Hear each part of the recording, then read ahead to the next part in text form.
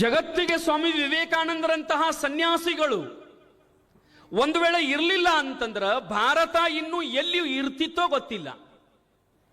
ಭಾರತ ಇನ್ನೂ ಎಲ್ಲಿರ್ತಿತ್ತೋ ಗೊತ್ತಿಲ್ಲ. ಸ್ವಾಮಿ ವಿವೇಕಾನಂದರು ತಾವು ಬರೆದಿರ್ತಕ್ಕಂಥ ಮಾತುಗಳಲ್ಲಿ ಹೇಳ್ತಾರ, ಅವರು ಇಲ್ಲಿರ್ತಕ್ಕಂಥ ಎಲ್ಲ ಯುವಕರಿಗೆ ಸಂದೇಶ ಕೊಡ್ತಾರೆ, ಇಲ್ಲಿರ್ತಕ್ಕಂಥ ಎಲ್ಲ ಮಹಿಳೆಯರಿಗೆ ಸಂದೇಶ ಕೊಡ್ತಾರೆ. ಏನಂತಂದ್ರ, ಕೇವಲ ನೀವು ನಿಮ್ಮ ಸಂಸಾರ ಅಷ್ಟೇ ನಿಮ್ಮ ಜವಾಬ್ದಾರಿ ಅಲ್ಲ, ಈ ದೇಶದ ಆಗು ಹೋಗುಗಳನ್ನ, ಈ ದೇಶದ ಧರ್ಮವನ್ನ, ಈ ದೇಶದ ಇತಿಹಾಸವನ್ನು ಉಳಿಸೋದು ಈ ದೇಶದ ಪ್ರತಿಯೊಬ್ಬ ನಾಗರಿಕನ ಜವಾಬ್ದಾರಿ ಅಂತ ಬರೀತಾರೆ ಸ್ವಾಮಿ ವಿವೇಕಾನಂದರು. ಇವತ್ತು ನಾವು ನಮ್ಮ ಮನೆತನದ ಜವಾಬ್ದಾರಿಯನ್ನು ಉಳಿಸೋದೇ ನಮಗೆ ದೊಡ್ಡ ಕಷ್ಟ ಆಗಿ ಹೋಗಿಬಿಟ್ಟಿದೆ. ಬರೀ ನಮ್ಮ ಮನೆತನದ ಜವಾಬ್ದಾರಿ. ನಾವು ಎಲ್ಲಿಗೆ ಬಂದು ನಿಂತೀವಿ ಈಗ ಅಂತಂದ್ರ, ದೇಶ ಬೇಡ ಉಳಿಲದು, ಧರ್ಮ ಬೇಡ ಉಳಿಲದು, ಬರೀ ನನ್ನ ಮನೆ, ಬರೀ ನನ್ನ ಕುಟುಂಬ, ಅದರ ಜೊತೆಗೆ ಸ್ವಲ್ಪ ಹೆಚ್ಚಿನವರಿದ್ರು ಅಂದ್ರ ನನ್ನ ಜಾತಿ, ಇಲ್ಲಿಗೆ ನಮ್ಮ ಜನ ಸೀಮಿತ ಆಗಿಬಿಟ್ಟಿದ್ದಾರೆ. ವೇದಿಕೆ ಮೇಲೆ ಯಾರಾದ್ರೂ ಒಬ್ರು ಸನ್ಯಾಸಿಗಳು ಬಂದಿದ್ರು ಅಂತಂದ್ರ ಹಿಂದ್ ಕೂತು ಹಿರಿಯರು ಮಾತಾಡ್ತಿರ್ತಾರ, ಆ ಸ್ವಾಮಿಗಳು ಯಾಕೆ ಪೈಕಿ ಅವ್ರು ಯಾವ ಜಾತಿಯವರು ಕೇಳೋ ಪರಿಸ್ಥಿತಿಗೆ ನಾವು ಬಂದೀವಿ. ಆದರೆ ಸ್ವಾಮಿ ವಿವೇಕಾನಂದರು ಹೇಳ್ತಾರೆ, ಭಾರತ ದೇಶದಲ್ಲಿ ಬದುಕುವವರೆಲ್ಲರೂ ಹಿಂದೂಗಳು. ಸ್ವಾಮಿ ವಿವೇಕಾನಂದರ ಮಾತಿದು. ಅಮೆರಿಕಾದ ಶಿಕಾಗೋದಲ್ಲಿ ನಡೆಯತಕ್ಕಂಥ ಸರ್ವಧರ್ಮ ಸಮ್ಮೇಳನದಲ್ಲಿ ಸ್ವಾಮಿ ವಿವೇಕಾನಂದರು ಭಾರತದಿಂದ ಹಿಂದೂ ಧರ್ಮದ ಪ್ರವರ್ತಕರಾಗಿ ಹೋಗಿದ್ರು, ಪ್ರತಿನಿಧಿಯಾಗಿ ಹೋಗಿದ್ರು. ಸ್ವಾಮಿ ವಿವೇಕಾನಂದರು ಈ ಭಾರತ ದೇಶದಲ್ಲಿರ್ತಕ್ಕಂಥವರು ನಾವೆಲ್ಲ ಒಂದೇ ಕುಟುಂಬ, ನಾವೆಲ್ಲ ಒಂದೇ ಜಾತಿಯವರು. ಅದು ಯಾವ ಜಾತಿ ಅಂತಂದ್ರ ಮಾನವ ಜಾತಿ, ಮನುಷ್ಯ ಜಾತಿ ಅನ್ನೋದು ಒಂದೇ ಅಂತಕ್ಕಂಥ ಭಾವನೆಯಿಂದ ಬದುಕಿದವರು ಸ್ವಾಮಿ ವಿವೇಕಾನಂದರು. ಹೆಂಗ ಬೆಳೆಸಿರ್ಬೇಕ್ರಿ ಅವರ ತಾಯಿ ಸ್ವಾಮಿ ವಿವೇಕಾನಂದರನ್ನ, ಹೆಂಗ ಬೆಳೆಸಿರಬೇಕು ಅವರ ತಂದೆ ವಿಶ್ವನಾಥ ದತ್ತ ಅವರು ಸ್ವಾಮಿ ವಿವೇಕಾನಂದರನ್ನ. ಬಹಳ ದೊಡ್ಡ ಜವಾಬ್ದಾರಿಯಾದ ತಾಯಂದಿರ ನಮ್ಮ ಮೇಲೆ. ಆ ಜವಾಬ್ದಾರಿಯನ್ನು ನಾವು ಕಳ್ಕೊಂಡು ಬಿಟ್ಟಿವಿ ಇವತ್ತ. ನಮ್ಮ ಮಕ್ಕಳನ್ನು ಬೆಳೆಸುವ ರೀತಿಯಲ್ಲಿ ನಾವು ತಪ್ಪಿಬಿಟ್ಟಿದ್ದೇವೆ. ನಾವು ಹೇಳ್ತೀವಿ ಇಲ್ಲ ಅಂತ ಅರ್ಥಲ್ಲ, ನಮ್ಮ ಮಗ ನಮ್ಮ ಮಾತು ಕೇಳಂಗಿಲ್ಲ, ನಮ್ಮ ಮಗ ನಮ್ಮ ಕೈಯೊಳಗಿಲ್ಲ. ಯಾಕ್ರಿ? ಯಾಕೆ ನಮ್ಮ ಮಾತು ಕೇಳ್ತಾ ಇಲ್ಲ? ಯಾಕಂತಂದ್ರೆ ಆ ರೀತಿ ನಾವು ನಮ್ಮ ಮಗನನ್ನು ಬೆಳೆಸಲಿಲ್ಲ. ನಾವೇನು ಅನ್ಕೊಂಡಿವಿ, ನಮ್ಮ ಮಗ ಹುಟ್ಟಿದ ಅಂತಂದ್ರೆ ಅವನಿಗೆ ಕಷ್ಟದ ಅನುಭವವನ್ನೇ ಗೊತ್ತು ಮಾಡಲಿಲ್ಲ. ನೀವೆಲ್ಲ ಏನ್ ಮಾಡಿರಿ, ನಾವು ಕಷ್ಟಪಟ್ಟಷ್ಟು ನನ್ನ ಮಗ ಕಷ್ಟ ಪಡಬಾರದು. ನಿಮ್ಮೆಲ್ಲರ ಅಭಿಪ್ರಾಯ ಇಲ್ಲ ಇದು? ನಾವು ಬಹಳ ಕಷ್ಟಪಟ್ಟಿವ್ರಿ, ನಮಗ್ ಹಾಕೊಳಕ್ ಅರಿವಿ ಇದ್ದಿದ್ದಿಲ್ರಿ, ನಮಗ ತಿನ್ನಾಕ ಅನ್ನ ಇದ್ದಿದ್ದಿಲ್ರಿ, ನಾವೆಲ್ಲ ಹಂತದ್ರೊಳಗೆ ಬಂದೀವಿ. ನಮ್ಮ ಮಗ ಹಂಗಾಗಬಾರದು, ಅದಕ್ಕೆ ಬೇಡ್ತಾನವ ಜಾತ್ರೆಗೆ 10,000 ರೂಪಾಯಿ ಅರಿವಿ ಕೊಡಿಸಿರ್ತಾನವ. 1,00,000 ರೂಪಾಯಿದು ಮೊಬೈಲ್ ಐಫೋನ್ ಕೊಡಿಸ್ರಂತಾನವ. ಮೊಬೈಲ್ದೊಳಗ ಫೋನ್ನೊಳಗ ATMದೊಳಗ 10,000 ಗಂಟ್ಲೆ ನನಗೆ ಬ್ಯಾಲೆನ್ಸ್ ಬೇಕಂತಾನವ. ಯಾಕಂತಂದ್ರೆ ಮಗನಿಗೆ ಕಷ್ಟದ ಅನುಭವವನ್ನು ನಾವು ಪರಿಚಯಿಸಲಿಲ್ಲ. ಅವನನ್ನ ರಾಜನನ್ನಾಗಿ ನಾವು ಬೆಳೆಸಕ್ ಬಿಟ್ಟಿವಿ. ರಾಜನಂತೆ ಬೆಳೆಸಕ್ ಬಿಟ್ಟಿವಲ್ಲ, ಅವ ರಾಜನೇ ಆದ, ರಾಜನೇ ಆಗಿಬಿಟ್ಟ. ನಿಮ್ಮ ಮಗ ತಪ್ಪು ತಿಳ್ಕೋಬೇಡ್ರಿ, ನೀವೆಲ್ಲರೂ ನಿಮ್ಮ ಮಗ ನಿಮ್ಮ ಹತ್ತಿರ ಬಂದ, ಯಪ್ಪ ನನಗೆ 500 ರೂಪಾಯಿ ಬೇಕಂತಂದ್ರೆ 1,000 ರೂಪಾಯಿ ಕೊಡ್ತೀರಿ ನೀವು. ಒಬ್ಬ ಹಸದ ನಿಮ್ಮ ಮಣಿ ಮುಂದೆ ಬಾಗಿಲಿಗೆ ಭಿಕ್ಷುಕ ಬಂದಿತ್ತ ಅಂದ್ರೆ 10 ರೂಪಾಯಿ ನೀವು ಯಾರೂ ಕೊಡೋದಿಲ್ಲ, ಯಾರೂ ಕೊಡೋದಿಲ್ಲ. ನಿಮ್ಮ ಮಗ ಆ 1000 ರೂಪಾಯಿ ತಗೊಂಡು 10 ಮಂದಿನ ಕರ್ಕೊಂಡು ಪಾರ್ಟಿ ಮಾಡ್ತಾನೆ, ಅಲ್ಲದ್ದು ಮಾಡ್ತಾನೆ. ನಿಮ್ಮ ಮನೆ ಮುಂದೆ ಬಾಗಿಲಿಗೆ ಬಂದಿರತಕ್ಕಂಥ ಒಬ್ಬ ಹಸಿದ ವ್ಯಕ್ತಿಗೆ 10 ರೂಪಾಯಿ ಕೊಡೋದಿಲ್ಲ. ಇದು ನಾವು ಮೊದಲು ಮಾಡೋ ತಪ್ಪು. ಅದೇ ನಮ್ಮ ತಾಯಂದಿರು ನೋಡ್ರಿ, ಮಕ್ಕಳನ್ನ ಹೆಂಗೆ ಬೆಳೆಸ್ತಾರೆ, ಹೆಣ್ಣು ಮಕ್ಕಳನ್ನ. ಯಾರಾದರೂ ಒಬ್ಬ ಹೆಣ್ಣು ಮಗಳು, ಹೆಣ್ಣು ಹುಡುಗರು ನೀವು ಹೆಂಗೆ ಬೆಳೆಸ್ತೀರಿ ತಾಯಂದಿರ? ಒಬ್ಬ ಹೆಣ್ಣು ಹುಡುಗಿ ಕಾಲೇಜ್ ಬಿಟ್ಟ ನಂತರ 5 ಗಂಟೆಗೆ ಕಾಲೇಜ್ ಬಿಟ್ಟದ, 5:10ಕ್ಕೆ ಮನ್ಯಾಗಿರ್ಬೇಕು, 5:15 ಆಗಿತ್ತು ಅಂದ್ರ ನೀವು ಪಟ್ಟಂತ ಕೇಳ್ತೀರಿ, ಇನ್ಕತಕ ಎಲ್ಲಿ ಹೋಗಿದ್ದಿ, ಏನ್ ಮಾಡ್ತಿದ್ದಿ, ಯಾರು ಕೂಡ ಮಾತಾಡ್ತಿದ್ದಿ? ಅಕಸ್ಮಾತ್ ಯಾರ್ದಾದ್ರೂ ಅವಳು ಫೋನಿಗೆ ಒಂದು ಫೋನ್ ಬಂತು, ಮಾತಾಡ್ತಿದ್ಲು ಅಂತಂದ್ರ, ಸ್ವಲ್ಪ ಲೇಟ್ ಮಾಡಿದ್ಲು ಅಂತಂದ್ರ ಪಟ್ಟಂತ ಕೇಳ್ತೀರಿ, ಯಾರವರು, ಯಾರು ಕೂಡ ಮಾತಾಡಿದಿ, ಇನ್ಕತಕ ಎಲ್ಲಿ ಹೋಗಿದ್ದಿ ಕೇಳ್ತೀರಿಲ್ಲ? ಮನ್ಯಾಗ ಕೆಲಸ ಹೆಂಗ್ ಹಸ್ತೀರಿ ನೀವೆಲ್ಲ ಹೆಣ್ಣು ಹುಡುಗರಿಗೆ? ಸಾಲಿಂದ ಬಂದ್ಲು ಅಂತಂದ್ರ ಮುಸುರಿ ತಿಕ್ಕು, ಬಾಂಡೆ ತಿಕ್ಕು, ಚಾ ಮಾಡು, ಅಣ್ಣ ಮಾಡು ಅಂತೀರಿಲ್ಲ ನೀವೆಲ್ಲ? ನಮ್ಮ ಶರಣರು ನೀವೇನಾದ್ರು ಅಂತೀರ? ನೀವು ರೈತರಿದ್ದೀರಿ, ತಮ್ಮ ನಾನು ಇವತ್ತು ಇನ್ಕತಕ್ಕ ಹೊಲಕ್ಕೆ ಹೋಗಿ ಬಂದೆ, ನೀನು ಹೊಲಕ್ಕೆ ಹೋಗಿ ಬಾ ಅಂತ ಒಬ್ಬರವ್ರು ಅಂತೀರಿ? ಇಲ್ಲ, ಜವಾಬ್ದಾರಿ ಇಲ್ಲ ಮಕ್ಕಳನ್ನು ಬೆಳೆಸುವಲ್ಲಿ. ಅದೇ ಹೆಣ್ಣು ಮಕ್ಕಳನ್ನ ಎಷ್ಟು ಒಳ್ಳೆಯ ಮಾರ್ಗದೊಳಗೆ ಅವ್ರನ್ನ ಬೆಳೆಸ್ತೀರಿ, ಸ್ವಲ್ಪ ತಡ ಮಾಡಿ ಬಂದ್ರೆ ಬೈತೀರಲ್ಲ, ಹಂಗ ನಿಮ್ಮ ಗಂಡು ಮಕ್ಕಳನ್ನೂ ಕೂಡ ಒಬ್ಬರಾದ್ರೂ ಕೇಳ್ತೀರಾ? ರಾತ್ರಿ 11 ಗಂಟೆಗೆ ಬರ್ತಾನೆ ನಿಮ್ಮ ಮಗ, ಯಾರನ್ನೂ ಕೇಳೋದಿಲ್ಲ. ರಾತ್ರಿ 11 ಗಂಟೆಗೆ ಬರ್ತಾನೆ, 12 ಗಂಟೆಗೆ ಬರ್ತಾನ, ಅವ ಹೆಂಗ್ ಬಂದಾನ ಅನ್ನೋದು ಗೊತ್ತಿಲ್ಲ, ಮುಂಜಾನೆ ಯಾವಾಗ ಹೇಳ್ತಾನ ಅನ್ನೋದು ಗೊತ್ತಿಲ್ಲ. ಅಕಸ್ಮಾತ್ ತಾಯಿ ಹೇಳ್ತಿರ್ತಾಳೆ, ಏಯ್ ಟೈಮ್ ಎಷ್ಟಾಗ್ಯದೋ, 9 ಗಂಟೆ ಆಗ್ಯದ, 7 ಅಂತಂದ್ರ ನೀವೇನಂತೀರಿ? ಮನ್ಕೊಲ್ ಬಿಡು, ಕಾಯಂ ಅಲ್ಲೇ ಮನ್ಕೊಲ್ ಬಿಡಲ್ಲ, ಮತ್ತೇನದ? ಯಾವ ಮನುಷ್ಯ ನಸುಕಿನ 4 ಗಂಟೆಯ ನಂತರ ಹೇಳ್ತಾನ, ಅವ ಜೀವನದಲ್ಲಿ ಏನೂ ಸಾಧಿಸಲಿಕ್ಕೆ ಆಗೋದೇ ಇಲ್ಲ. ಇದು ಪಕ್ಕ ತಿಳ್ಕೊಬೇಕು ನಾವು, ಯಾರೇ ಇರ್ಲಿ. ನಸುಕಿನ 4 ಗಂಟೆಯ ನಂತರ ಯಾವ ಹೇಳ್ತಾನಲ್ಲ, ಜೀವನದಲ್ಲಿ ಅವನು ಏನನ್ನೂ ಸಾಧಿಸಲಿಕ್ಕಾಗೋದಿಲ್ಲ, ಏನನ್ನೂ ಸಾಧಿಸಲಿಕ್ಕಾಗೋದಿಲ್ಲ. ಆ ರೀತಿಯೊಳಗ ತಾಯಿ ಮಕ್ಕಳನ್ನು ಹೆಂಗೆ ಬೆಳೆಸ್ತಾರೆ? ಸ್ವಾಮಿ ವಿವೇಕಾನಂದರು ಸಣ್ಣವರಿದ್ದಾಗ ಅವ್ರ ತಂದೆ ತಾಯಿಗಳು ಎಲ್ಲಿ ಕರ್ಕೊಂಡು ಹೊಂಟಿದ್ರು ಅಂತಂದ್ರೆ,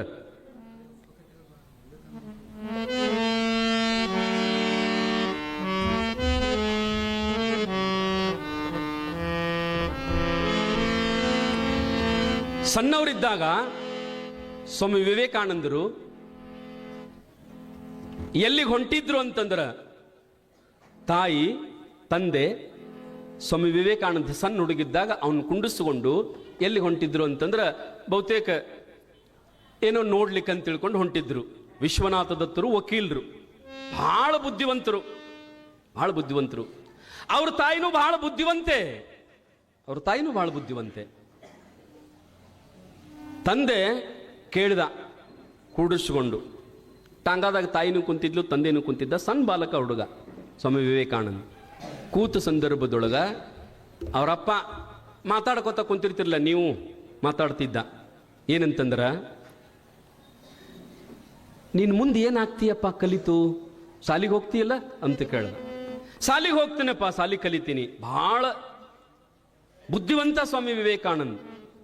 ಒಂದು ಸಾರಿ ಏನಾದರೂ ಓದಿದ್ದ ಅಂತಂದ್ರ ಜೀವನದಲ್ಲಿ ಅದನ್ನು ಮತ್ತೊಂದು ಸಾರಿ ಓದುವ ಅವಶ್ಯಕತೆನೇ ಇಲ್ಲ.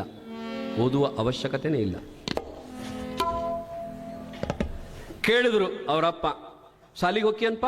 ಸಾಲಿಗೆ ಹೋಗ್ತೀನಿ. ಸಾಲಿಗೆ ಹೋದ ನಂತರ, ಮುಂದೆ ದೊಡ್ಡವನಾದ ನಂತರ ಏನ್ ಮಾಡ್ತೀಯಪ್ಪ ನೀನು ಏನಾಗ್ತೀಯ ಅಂತ ಕೇಳ್ದ. ವಿಶ್ವನಾಥ ದತ್ತರು ಸ್ವಾಮಿ ವಿವೇಕಾನಂದರು ಹೇಳಿದ್ರಂತ, ಏನಂತಂದ್ರ, ನಾನು ಟಾಂಗಾದಾಗ ಹೊಂಟಿದ್ರು. ಅವರು ಟಾಂಗ ಒಬ್ಬ ಹೊಡಿತಿದ್ದ, ಏಕಾಗಾಡಿ, ಕುದುರೆ ಗಾಡಿ ಏಕಾಗಾಡಿ ಇರ್ತೈತಲ್ಲ, ಮುಂದೆ ಕುದುರೆ ಓಡಿಸ್ತಿದ್ದಲ್ಲ, ರತ್ತಿಕ ಕೂತಿದ್ದಲ್ಲ ಸಾರಥಿ. ನೀನು ಏನು ಆಗ್ತೀಯ ಅಂತ ಕೇಳಿದಾಗ ಅವ ಹೇಳ್ದ, ನಾನು ಈ ಟಾಂಗ ಹೊಡಿತಾನಲ್ಲ, ಈ ಟಾಂಗ ಹೊಡೆ ಅವನ ಗತಿ ಆಗ್ತೀನಿ ಅಂದವ. ಅವ್ರ ಅಪ್ಪಗ ಜಿಗುಪ್ಸೆ ಆಯಿತು. ಯಾಕಂದ್ರೆ ಡ್ರೈವರ್, ಅಲ್ಲೋ ದೊಡ್ಡವನಾಗಬೇಕಂತ ತಿಳ್ಕೊಂಡ ನಾನು ವಿಚಾರ ಮಾಡಿದ್ರೆ ನೀ ಟಾಂಗವಾಲ ಆಗ್ತಾನಂತೀಯಲ್ಲೋ ಅಂತ ತಿಳ್ಕೊಂಡ ಅವರಪ್ಪ ಒಂದ್ಸಾರಿ ಬೈದು ಬಿಟ್ಟ. ಆ ಹುಡುಗ ಅವ್ರ ತಾಯಿ ತೊಡಿ ಮೇಲೆ ಬಂದು ಕುಂತು ವಾಪಸ್ ಮಣಿಗೆ ಬಂದರು. ಬಂದಾಗ ವಿಶ್ವನಾಥದತ್ರು ತಾಯಿಗೊಂದು ಮಾತು ಬೈದ್ರಂತ. ಅಂದ್ರೆ ಅವನ ಹೆಂಡತಿಗೆ ಭುವನೇಶ್ವರಿಗೆ, ನೋಡ್ ನಿನ್ನ ಮಗನ ಬಗ್ಗೆ ಭಾಳ ಹೇಳ್ತಿರ್ತೀಯ, ನನ್ನ ಮಗನ ಅಂಥವ್ನು ಮಾಡ್ತೀನಿ, ನನ್ನ ಮಗನ ಇಂಥವ್ನು ಮಾಡ್ತಾನಂತ ಹೇಳ್ತೀಯಲ್ಲ, ನಿನ್ನ ಮಗನ್ ನೋಡು ಏನಾಗಿದ್ದಾನೆ. ಏನಾಗ್ತಾನಂದ್ರೆ ಟಾಂಗಾವಾಲ ಆಗ್ತಾನಂತ, ಟಾಂಗಾವಾಲ. ಆಕೆ ಅಂದ್ಲು, ನನ್ನ ಮಗನ್ ನಾನು ಟಾಂಗಾವಾಲನ ಮಾಡ್ತೀನಿ ಅಂದ್ಲಕ್ಕಿ. ನನ್ನ ಮಗನ್ ನಾನು ಟಾಂಗಾವಾಲನೇ ಮಾಡ್ತೀನಿ, ಆದ್ರೆ ಎಂಥ ಟಾಂಗಾವಾಲ ಆಗ್ಬೇಕಂತ ತಿಳ್ಕೊಂಡು ಮಗನ್ ಕರ್ಕೊಂಡು ಅವ್ರ ಮನೆಯೊಳಗ ಕೃಷ್ಣ ಅರ್ಜುನ ಯುದ್ಧಕ್ಕೆ ಹೋಗತಕ್ಕಂಥದ್ದು ಒಂದು ಫೋಟೋ ಇತ್ತಂತ ಅವ್ರ ಮನೆಯೊಳಗೆ. ಕೃಷ್ಣ ರಥ ಹೊಡಿತಿದ್ದ, ಅರ್ಜುನ ಹಿಂದೆ ನಿಂತಿದ್ದ, ಯುದ್ಧಕ್ಕೆ ಹೋಗುದು ರಥ ಓಡಿಸೋದು ಒಂದು ಫೋಟೋ ಇತ್ತಲ್ಲ, ನಿಮ್ಮಲ್ಲಿ ಇರ್ಬೇಕಾವು. ಆ ಫೋಟೋ ಇತ್ತು. ಕರ್ಕೊಂಡು ಹೋದ್ಲು, ತಮ್ಮ ನೀನ್ ಟಾಂಗಾವಾಲ ಆಗ್ತೀಯಲ್ಲ, ಕುದುರೆ ಹೊಡೆಯಾಗ್ತೀಯಲ್ಲ, ಇಲ್ಲ ನೋಡು ಕುದುರೆ ಹೊಡೆಯಾಗತ್ತಾನ. ಯಾರು? ಕೃಷ್ಣ ಪರಮಾತ್ಮ.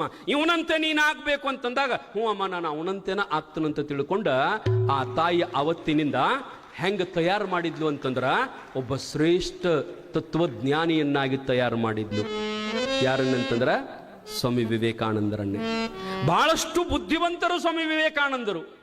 ದೇಶದ ಬಗ್ಗೆ, ಧರ್ಮದ ಬಗ್ಗೆ ಬಹಳಷ್ಟು ಅನುಭವ, ಬಹಳಷ್ಟು ಕಾಳಜಿಪರವಾದದ್ದು. ಯಾರಿಗಂತಂದ್ರೆ ಸ್ವಾಮಿ ವಿವೇಕಾನಂದರಿಗೆ. ಅವರು ಬರ್ತಾ ಬರ್ತಾ ಶಿಕ್ಷಣವನ್ನು ಮುಗಿಸಿ ಮುಂದೆ ಅವ್ರು ಏನಂತಂದ್ರೆ ಅವರ ತಂದೆ ಅವರ ತಾಯಿ ಹೋದ ನಂತರ ಅವರು ಗುರುವಿನನ್ನ, ದೇವರ ಬಗ್ಗೆ ಅಲ್ಲೇ ಇಲ್ಲೇ ಕೇಳ್ತಿದ್ರು. ದೇವ್ರ ಮ್ಯಾಗ ಬಹಳ ಪ್ರೀತಿ ಸ್ವಾಮಿ ವಿವೇಕಾನಂದರಿಗೆ. ಆದ್ರೆ ಒಂದು ಆಸೆ ಏನಂತಂದ್ರ, ಪರಮಾತ್ಮ ಇದ್ರ ನೋಡ್ಬೇಕಲ್ಲ ನಾನು ದೇವ್ರನ್ನ ತಿಳ್ಕೊಂಡು ಒಂದು ಆಸೆ ಇತ್ತು. ಯಾರಾದರೂ ಸನ್ಯಾಸಿಗಳು, ಯಾರಾದರೂ ತಪಸ್ವಿಗಳು, ಮಹಾತ್ಮರು ಭೇಟಿ ಆದ್ರು ಅಂತಂದ್ರೆ ಅವ್ರ ಹತ್ತಿರ ಹೋಗಿ ಅವರಿಗೆ ನಮಸ್ಕಾರ ಮಾಡಿ ಏನ್ ಕೇಳ್ತಿದ್ರು ಅಂತಂದ್ರ ದೇವರನ್ನ ನೀವು ನೋಡಿದೀರಾ? ಅಥವಾ ಮೊದಲನೇ ಮಾತಾಡೋದು ಪ್ರಶ್ನೆ ಏನಂತಂದ್ರೆ, ದೇವರು ಇದ್ದಾನೆ? ಸ್ವಾಮಿ ವಿವೇಕಾನಂದ ನೋಡ್ರಿ ಎಂತ ಪ್ರಶ್ನೆ ಕೇಳ್ತಾರೆ. ದೇವರು ಇದ್ದಾನೆ ಅಂತ ಒಬ್ಬ ಸನ್ಯಾಸಿಯನ್ನು ಕೇಳಿದಾಗ, ಒಬ್ಬ ಮಹಾತ್ಮನನ್ನ, ಒಬ್ಬ ಸಂತನನ್ನು ಕೇಳಿದಾಗ ಅವ್ರಂತಿದ್ರು ದೇವರು ಇದ್ದಾನೆ, ದೇವರು ಇದ್ದಾನೆ. ಎರಡನೇ ಪ್ರಶ್ನೆ ಏನು ಅಂತಂದ್ರೆ ಸ್ವಾಮಿ ವಿವೇಕಾನಂದರು, ನೀವು ನೋಡಿದ್ದೀರಾ?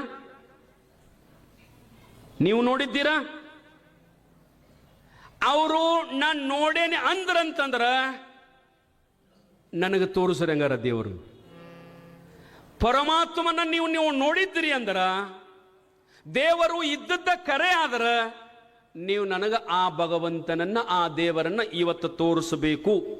ನೀವು ಆ ಪರಮಾತ್ಮನನ್ನ ತೋರಿಸಿದ್ದ ಕರೆ ಆದ್ರ ಆವತ್ತ ನಾನು ನಂಬುತ್ತೀನಿ. ಏನಂತ? ದೇವರು ಇದ್ದಾನೆ ಅಂತ ನಂಬುತ್ತೀನಿ. ಹಂಗೆ ಯಾರಿಗೆ ಆಗ್ತದ ರೀ? ಈಗ ಯಾರಿಗಾರ ಹೋಗಿ ನೀವು ಸ್ವಾಮಿಗಳಿಗೆ ಹೋಗಿ ನಮಸ್ಕಾರ ಮಾಡಿ, ನಮ್ಗಟ್ಟ ಭಗವಂತನ ನೀವು ನೋಡಿರೇನು, ಭಗವಂತ ಅದಾನೇನು, ಇದ್ರೆ ನಮ್ಗಟ್ಟ ತೋರಿಸ್ತೀರೇನು ಪರಮಾತ್ಮನನ್ನ ಅಂತ ಅಂದ್ರೆ ಅವ್ರು ತೋರಿಸ್ತಾರೇನ್ರಿ? ಇಲ್ಲ.